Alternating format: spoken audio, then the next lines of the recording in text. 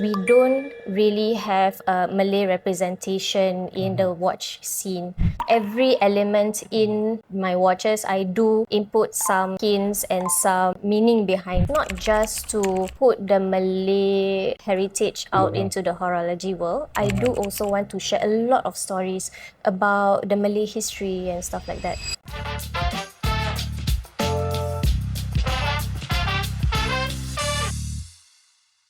Hello, welcome to the Big Time Tick and Talk Show. Today we are very honored to have Dahliah from Waktu Horology.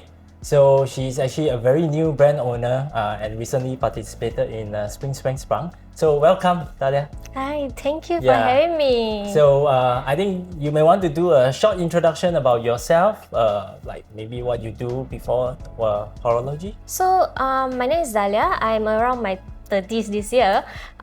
Before collecting watches or before opening my brand, I was actually in the marketing, brand management sector and even managing events. During those days, I'm always stuck in the office. So during my lunchtime, I always scroll through watches to buy. Okay, that's what we all do, right? Yeah. During our day job, yeah? So basically you switched from marketing to watches, right? Yes. So were you into horology before this, or it's just happened that like few years ago you stumbled upon it? So I was in the watch industry for about 3-4 years. 3-4 years, okay. Yeah, so then from there I was gifted my first watch, which was the Seiji from Chrono Tokyo. And from there it snowballed basically to watch collecting, and specifically at the moment Tiffany blue watches. Okay. Yeah. So I can see that you're also wearing one Tiffany blue. Does this have a special meaning? So basically this was gifted by my husband for my 29th birthday. So nice. Yeah, I need to tell my wife. Yeah, because he knows that I am into collecting watches now. So he gifted me one that I really liked and was eyeing for quite a while. Okay, so that's very nice of him, and also he like kind of encouraged you to go Yes, into the hobby, yeah, right? correct. Yeah, so a little bit more about yourself and Waktu Horology maybe? So I started Waktu Horology in April 2025, where I found this gap, I would say, where we don't really have a Malay representation in the watch scene. So as I was, doing my research on, Japanese history in watches, Swiss history in watches, and then I realized don't have Malay watch brands, not a lot out there. There's no representation Yes, of that's right. the Malay culture and the watch brand so far. Yes, so that's I when think, yeah, came. you're quite true. Actually, we come to think of it, we don't really have a lot of representation about cultures and stuff, right? It's not just particularly Malay. I think mainly it's very interesting for me to know that there's actually a brand that's trying to tie a culture to it, right? For me, basically the whole brand really centers around the culture and the cultural identity of the Malays. So I want every element in my watches, I do input some hints and some meaning behind, not just the dial but also the watch hands as well. So you mentioned that just now you were in the watch industry for a few years, and is it possible to elaborate a bit more about your experience in the watch industry and how is it different from being a brand owner now? Okay, so previously I managed quite a few brands. Okay. Ranging from Japanese brands to Swiss, German brands So and stuff. for the marketing side? For the marketing Okay. side. So when I was managing these brands, I found that I get to learn a little bit on how to manage certain brands and stuff like that. But the difference between working under a company and being a brand owner myself is the loneliness. I am now That's I have no interesting word. colleagues. Yeah. Yeah, so with no colleagues, I'm basically handling the, I would say, marketing, operations, social media and stuff. So it can be quite stressful and lonely, but I do enjoy what I'm doing now lah. Yeah. so far you since 2025 you mentioned, right? Yes. So it's actually a very, very young brand. Very, right? very young. Yeah. So it's good that you are enjoying the process. Then from the switch, right, do you find it difficult to switch from a day job and straight into a watch brand? Because it's like, even though it's related, you have some watch experience, but then, it's kind of like a big leap of faith, right? To change and drop your so-called, I assume is a good paying job, into something that is unknown, like a brand owner, because you don't know how it's going to work out, how it's going to sell. Yeah, I think there were a lot of changes I had to make, especially like with my lifestyle. I used to go shopping a lot. So no shopping now? No shopping. I do a lot of working and stuff like that. Mainly I work from home, so I have a dedicated time to actually, how to say, focus on what I'm doing. And I think I have a lot of support so far for all of this. Yeah, from what we can see during Spring Swing Sprung, the support was really good, and also we actually had a lot of feedback that the brand is very interesting. So we believe that as mentioned just now, right, you're trying to tie culture and watches together. It's like a fusion, right? Yes. So what actually made you want to do this? Because I mean, it's not really a very common idea to do such a thing, right? To tie culture, and also because culture is very subjective, right? Yes. It could be targeting only a small audience who understands the culture, or maybe do you want to like have a wider audience to spread your culture and let people understand? So maybe you can tell us a bit more why you want to choose the fusion of these two. So the reason why I started is not just to put the Malay heritage out into the horology world. I do also want to share a lot of stories about the Malay history and stuff like that. So by having this platform, and for me, watches are a whole new canvas, especially for history. So I really enjoy putting all the history and my research into that. I grew up actually going to museums and not just in Singapore but also in Malacca to actually learn about the Malay history. So what I learned and what I'm reading, all these research papers and stuff, I input it inside my designs. I see. So when I first came across your brand, it's quite interesting because it popped up as an Instagram post. And the first thing that actually caught my attention was the hour hands, right? So it has this very interesting shape, which we can see here. So this hour hands has a very interesting shape. And then I saw the logo, which is very interesting. So can you tell us a bit more, how did you come up with such a design on the hands and the logo itself? So for me, especially for my first watch, I wanted it to be very meaningful, but at the same time, I would say minimalistic. So I focused a lot on the watch hands. And for the watch hands, I basically designed a pucuk rebung watch hand, which is basically inspired by the songket motif. Pucuk rebung means a bamboo shoot, and it represents growth in life. And for my minute hand is the bunga pecalapan, which is 8-petaled flower, which represents balance.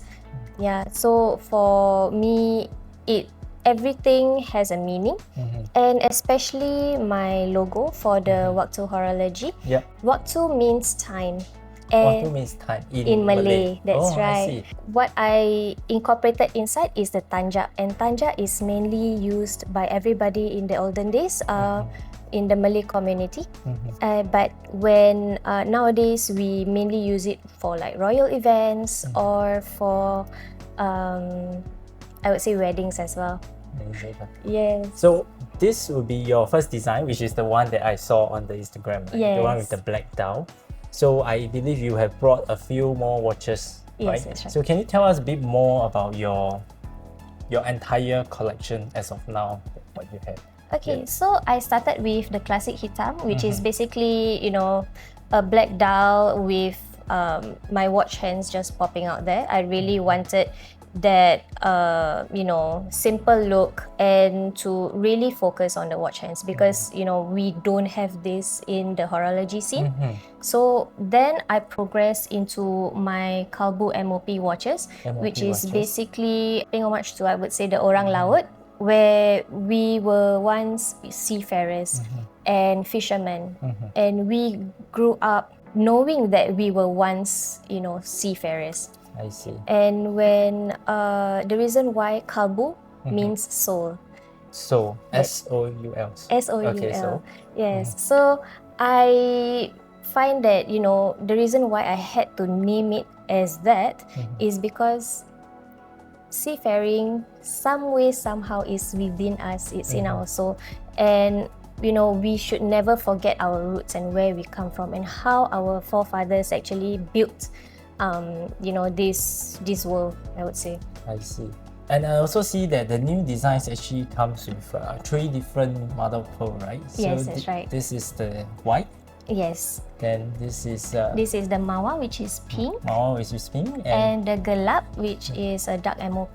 Dark MOP, because this is quite interesting. It looks a bit bluish and purplish on different angles, right? Yes. And I also see that you choose to have an open heart design for the second model. Is there any reason why?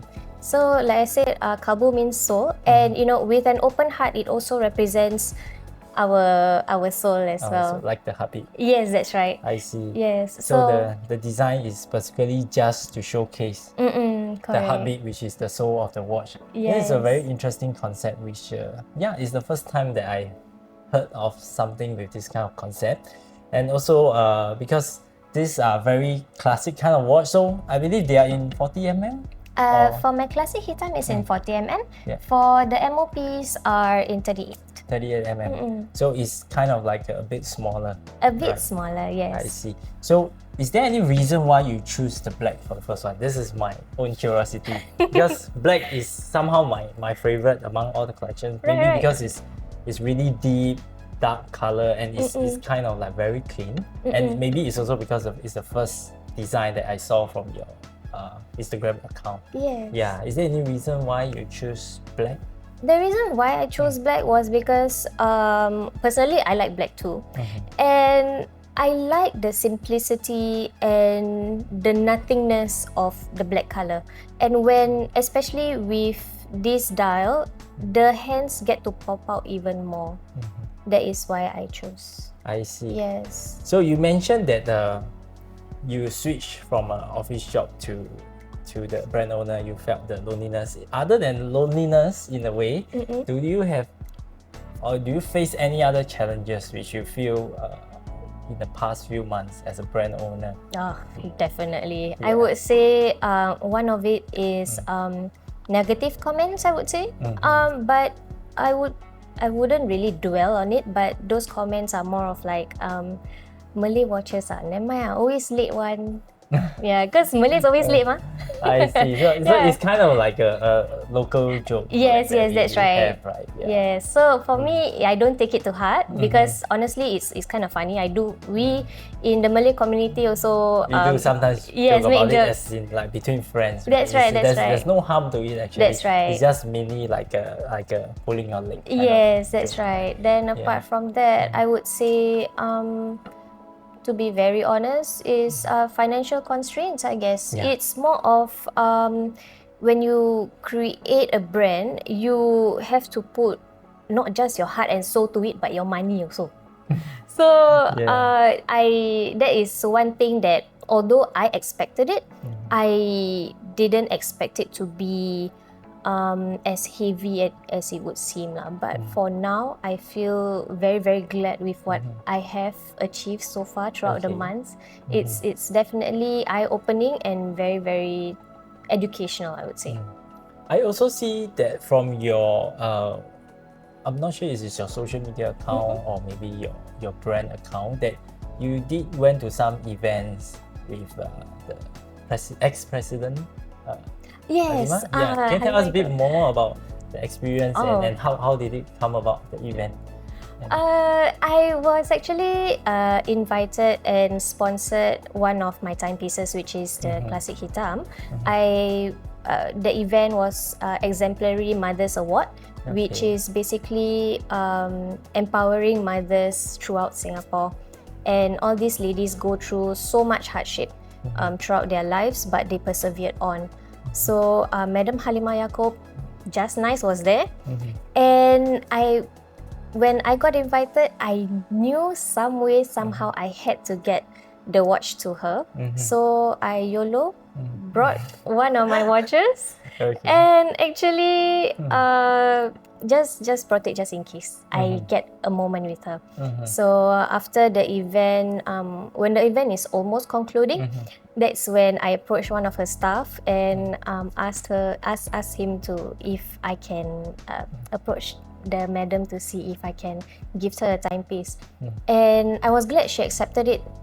And to have the ex-president Madam Halimah Yacob to receive the gift, to have it now in her possession, I feel very, very happy. And at that point, I was only a few months old, as a brand owner. I remember it was like very beginning of a brand, right? Yes. Yeah. And it was quite kind of like a interesting topic that I saw from your social media account. Yes.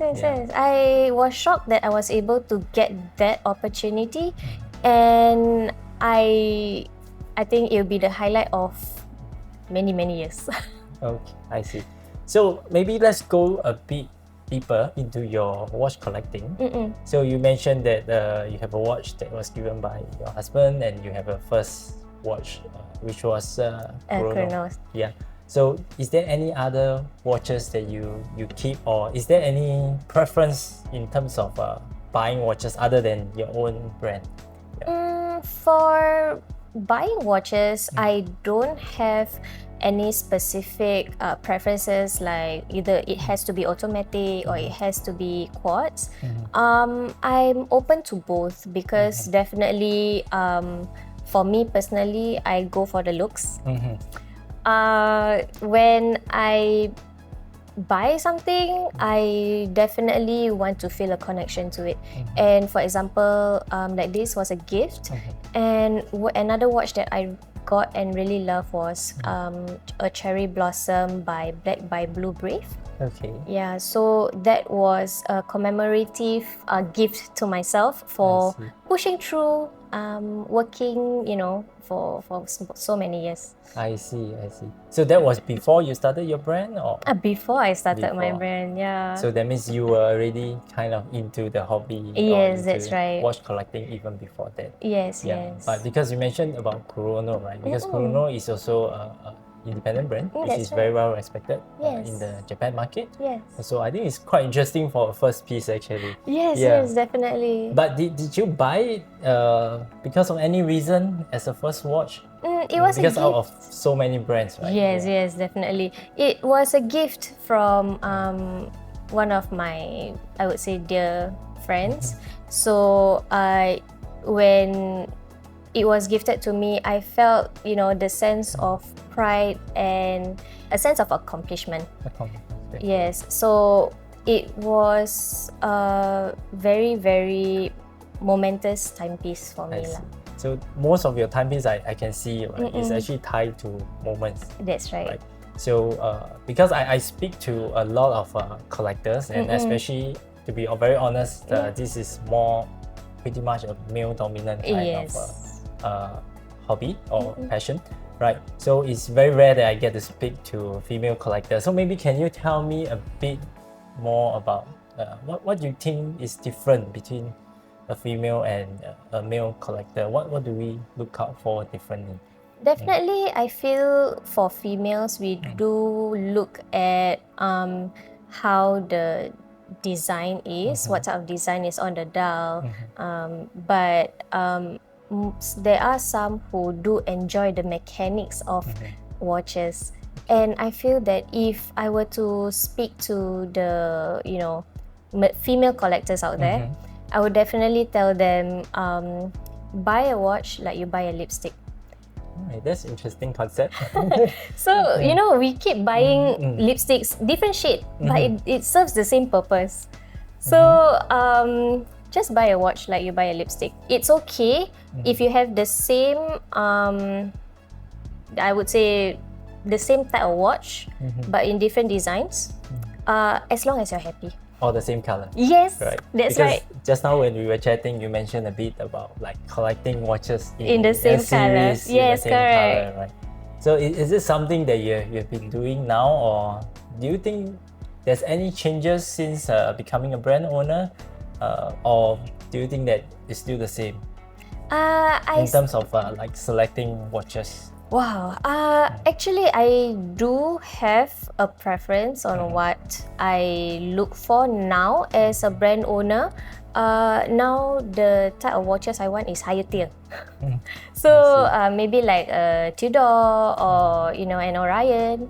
So these are the watch that I'm eyeing, but it has to be Tiffany blue at the moment.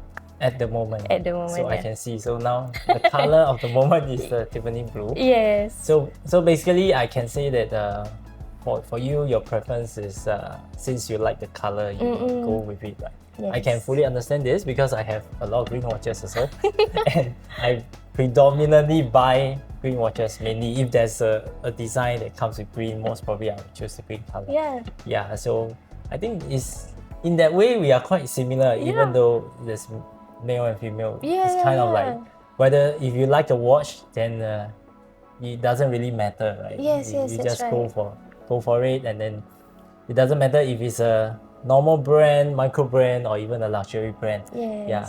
So for female collectors, how will you encourage more female collectors in the hobby? Because actually, I'm the organizer of Swing Swings Prang, and I also hope to see more female collectors coming to our events.